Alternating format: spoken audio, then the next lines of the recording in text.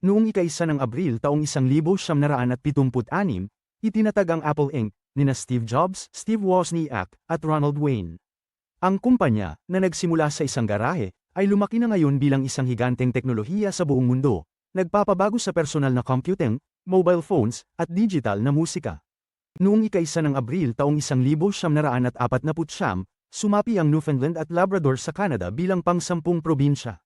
Ito ang nagmarka sa pagtatapos ng mahabang proseso ng negosasyon at isang pampublikong referendum, palawak ng Federasyon ng Canadian Pasilangan patungo sa North Atlantic. Noong ika-1 ng Abril taong 2001, naging unang bansa ang Netherlands na nagligalisa ng kasal ng parehong kasarian. Ang batas na ito ay naging mahalagang hakbang pasulong sa karapatan ng LGBTQ. Nagtakda ng pamantayan para sundin ng iba pang mga bansa sa mga susunod na taon.